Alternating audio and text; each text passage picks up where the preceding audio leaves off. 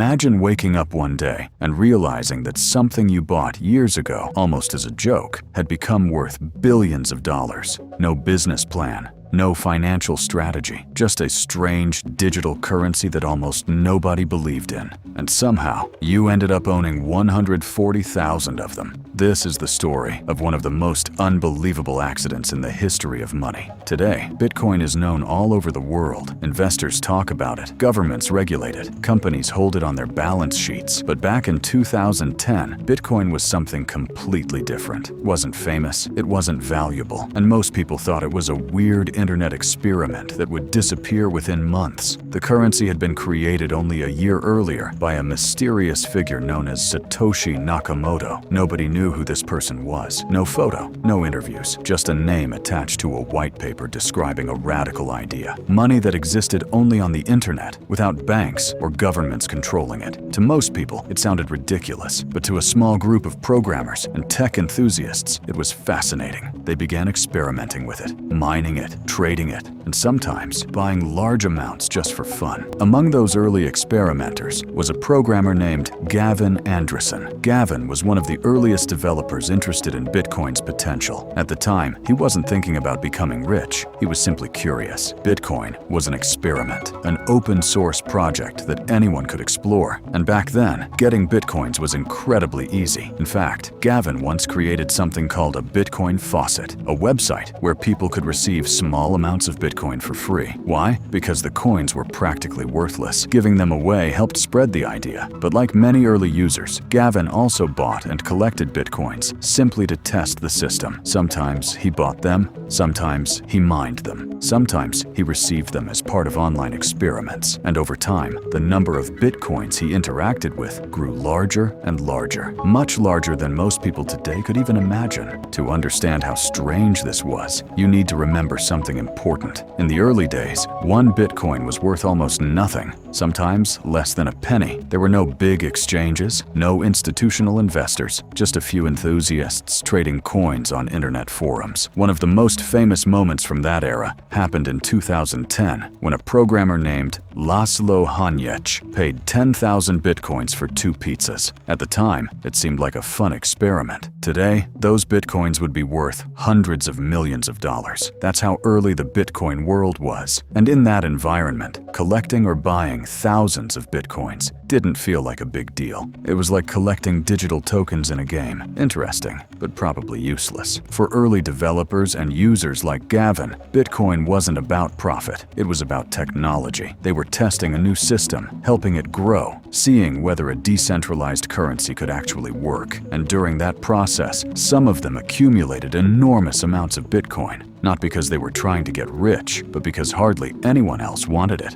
Owning tens of thousands, or even hundreds of thousands, of Bitcoins didn't seem extraordinary back then. It just meant you were an early participant in a strange online experiment. But over time, the world began to notice. Around 2013, Bitcoin started appearing in headlines. Prices began rising, slowly at first, then faster. More people started buying, investors became curious, and suddenly, the digital coins that had once been nearly worthless were gaining real value. By the mid-2000s, Bitcoin had crossed $1,000 per coin. Then it crashed. Then it rose again. By 2017, Bitcoin shocked the world by reaching nearly $20,000. And that's when many early users realized something unbelievable. The coins they had collected years earlier, sometimes casually, sometimes accidentally, were now worth fortunes. Let's do the math. If someone had accumulated 140,000 Bitcoins during those early years, and if Bitcoin reached prices above $60,000 per coin, as it did in 2021, that would mean a theoretical value of over $8 billion. $8 billion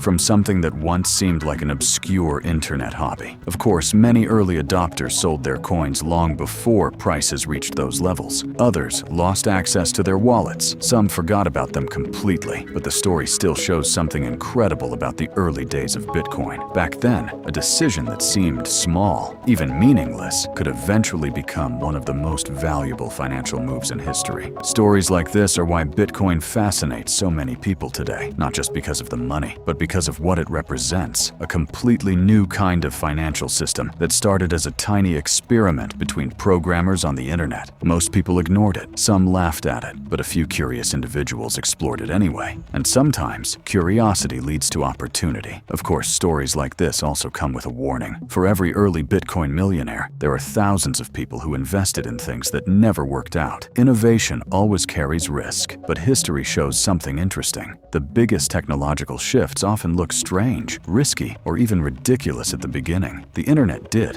smartphones did, and Bitcoin certainly did. So the next time you hear about a strange new technology or a bizarre idea on the internet, remember this story, because somewhere out there, someone might be experimenting with something that seems completely pointless today, but tomorrow it might change the world. And just like those early Bitcoin pioneers, the people paying attention early might end up holding something far more valuable than they ever imagined.